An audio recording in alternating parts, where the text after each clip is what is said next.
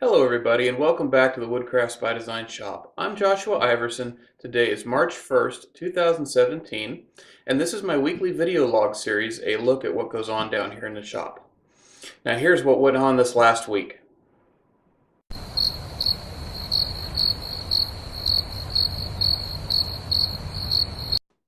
That's right, you guessed it. Pretty much absolutely nothing happened down here in the shop this past week. Like in my last video log video I mentioned, I had family coming into town and I wasn't sure how the week was going to go, and pretty much wound up taking almost the entire week while they were here off. That's why this video log is late, and I do apologize for that. But Monday, I had a kitchen consultation early in the morning, and then basically spent the rest of the day with the family before they had to leave yesterday. And then yesterday, I had to take them back to the airport, which then turned into kind of a whole day affair. So I didn't have a chance to get this video shot either Monday or Tuesday, so it's being shot today. The only things that actually happened in the shop this past week is a couple of trim pieces I had to cut for my parents' house. They're working on another room now, and they needed some little trim pieces to go around some windows. And then I also had a friend of mine was looking for a particular kind of wood and wound up stopping by, I believe, Thursday evening, and wound up picking through my aromatic cedar pile and a couple of other piles of western red cedar that I have here for a project that he's working on. So that's pretty much it that happened in the shop this week.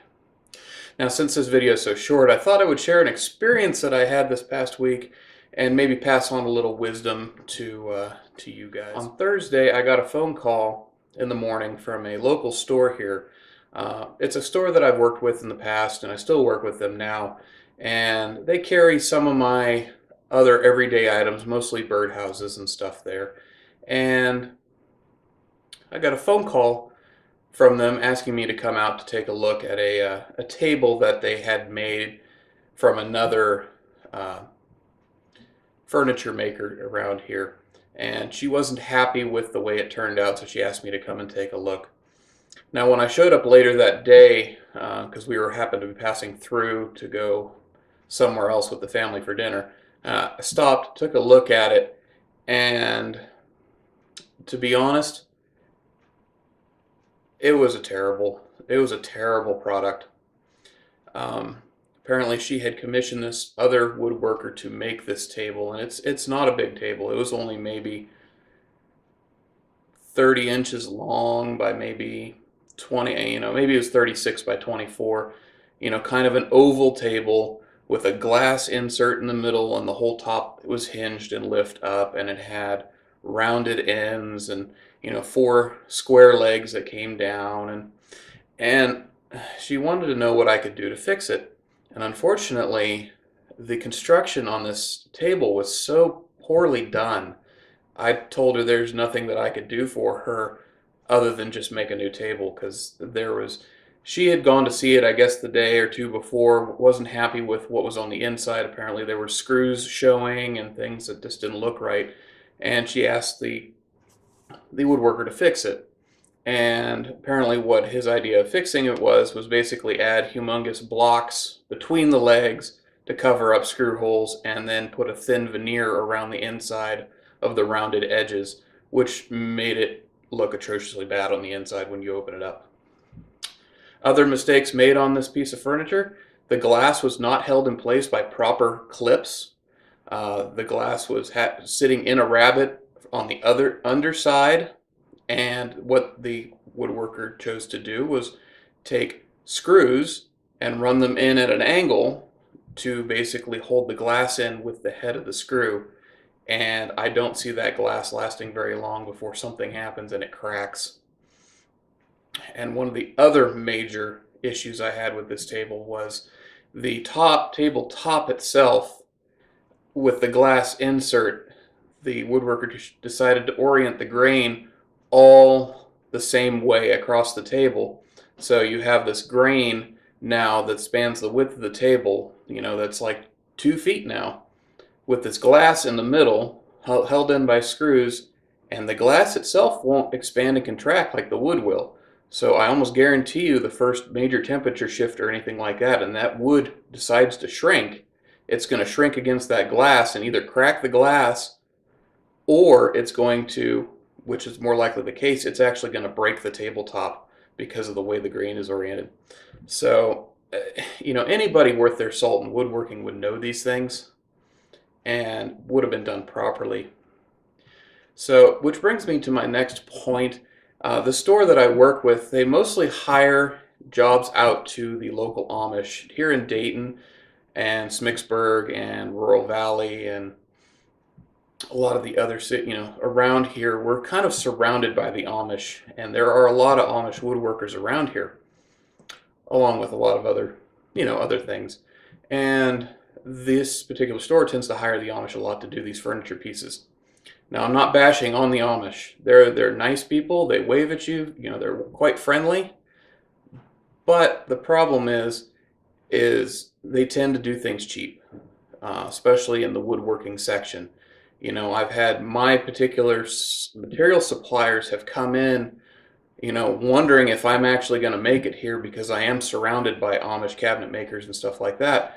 Because, I buy a good quality material from the supplier, whereas he has told me that almost every single Amish woodworking place that he goes to that they order materials through him, they're buying the cheapest stuff they can possibly get their hands on.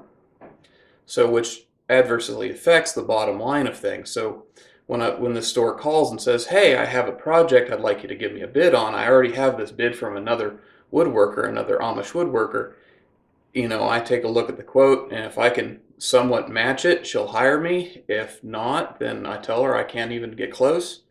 There have been a couple jobs in the past where I've taken the job just to be kind of nice to the store owner because she treats me well. And when it's all said and done, a project that's taken me 2 days to do, I've only made $35 on. That's not a whole lot of money, for the time that was spent to put into it. But, things are what they are.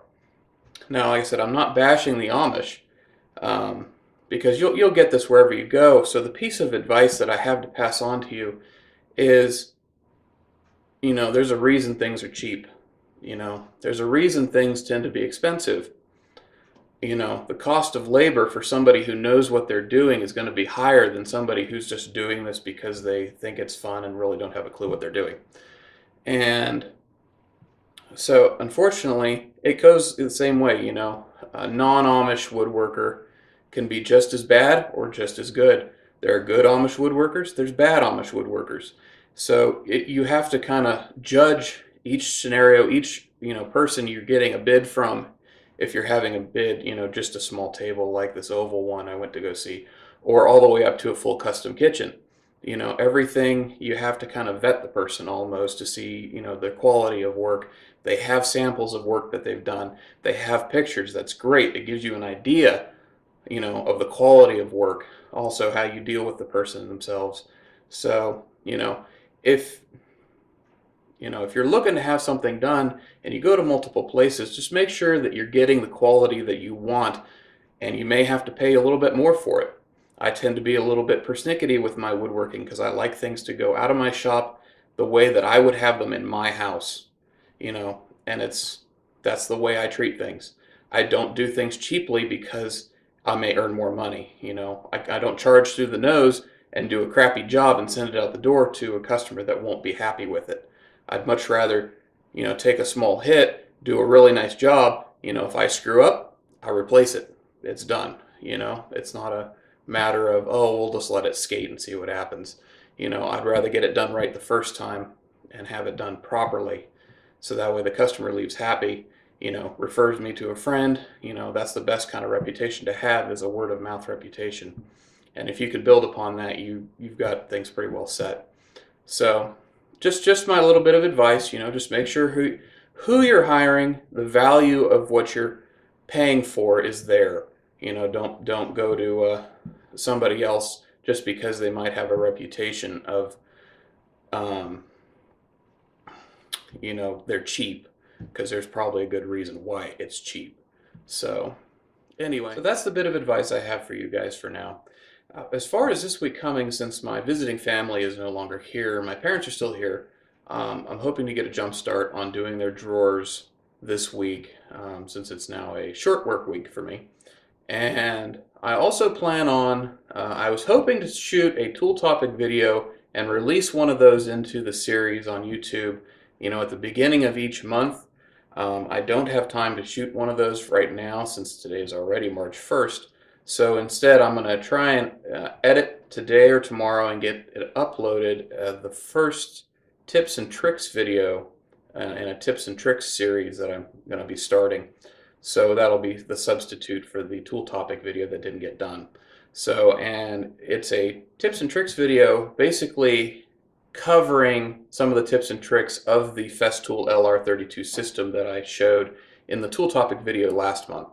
So these are just a series of things that I do that make the LR32 system work for me in my shop, in my scenario. So, and some of those tips might work for you if you wind up getting one of these systems, or some of the tips might make sense for other systems as well, just as a general rule. So I'm planning on getting that uploaded semi-soon, either today or tomorrow. And as far as that, I hope to see you next week. Until then, keep making sawdust. Bye.